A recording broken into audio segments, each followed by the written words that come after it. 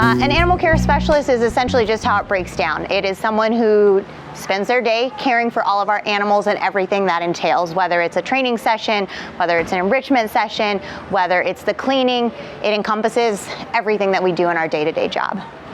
Yes, I'm one of the lucky ones that knew from a very young age exactly what they wanted to do. I did a dolphin swim as a very young kid for, I'm sure, a birthday, holiday of some sort, and it just kind of stuck with me. I lived in Hawaii as a youngster, so I was around the ocean and around, places where I could see these animals, and I carried that passion with me.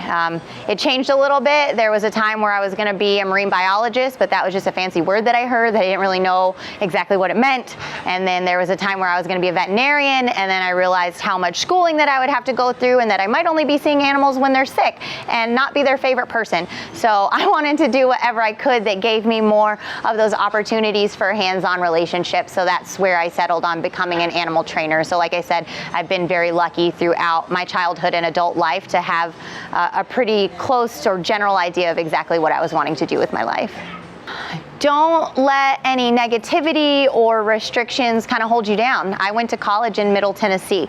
So when I told people that I was gonna grow up and be a dolphin trainer, I got a lot of funny looks. But what we're looking for is passion for the animals, dedication. So even if you're able to volunteer at your local animal shelter with dogs and cats, or maybe you live in an area that has horses, all of those skills are transferable. The cleaning and husbandry that goes into it, that recognition that even at a dog shelter, the dogs still have to eat on Christmas Day.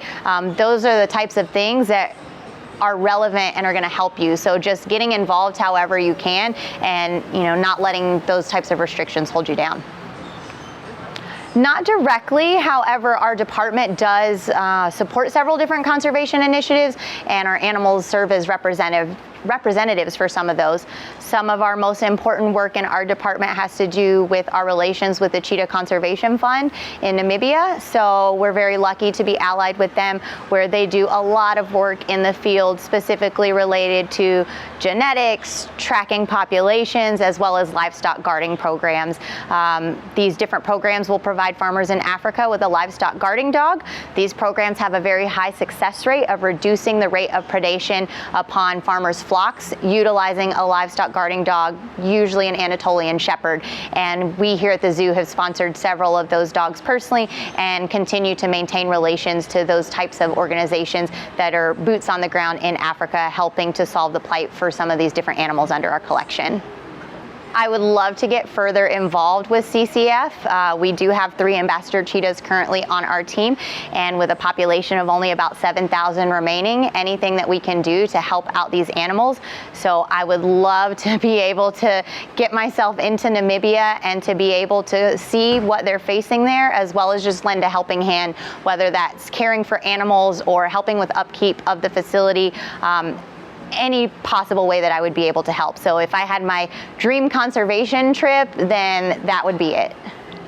Oh, that's kind of a loaded question. I'm exactly where I want to be. I love being a part of an ambassador team because I love getting to talk with our guests, to be able to be hands-on with the animals and to share my passion. So being on a team where, a large part of our position is sharing our animals with our guests, whether it's through a formal presentation or a more casual interaction, I'm right where I want to be.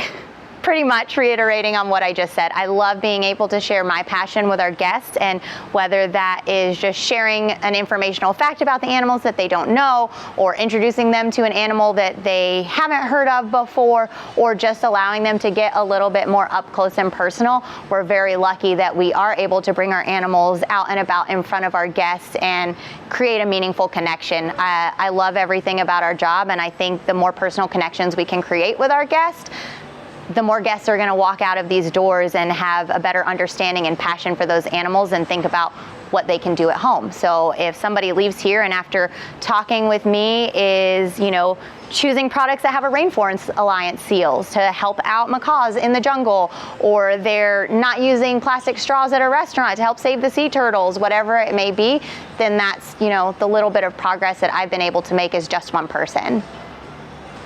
We're not supposed to have favorites, but I would say that on this team, I probably have 4 favorites. Jean, our clouded leopard. I fell in love with clouded leopards at my last facility, and I'm so excited that I get to continue working with them here. Of course, our ambassador cheetahs. Winston, our newest addition, has made a big impression on my heart.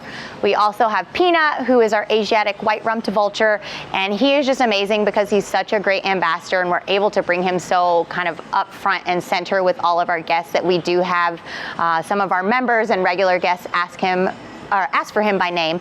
And of course, this guy behind me, we've got Pickles, our military macaw. So that's not quite the answer that you wanted, but the cats and then Peanut and Pickles are some of my favorites on the team. Tried to make plans and they never quite go the way that I want them to, but I would love to say that I'm still continuing to grow and learn, whether that's in a management position here at the zoo moving upwards or in a type of position where I'm able to do a little bit more consulting on the behavioral training and how we implement that and helping to drive those types of initiatives forward. The more that we're able to train, the more we're able to have voluntary cooperation with our animals, and that helps us across the board, whether it's with a guest interaction or a medical behavior, basically supporting our vet team, or just their general day-to-day welfare. Being in a role where I'm able to contribute to that daily training is where I want to be. And like I said, whether that's a management position or something elsewhere, I just want to keep learning and keep growing and be in an environment where I'm around animals every day.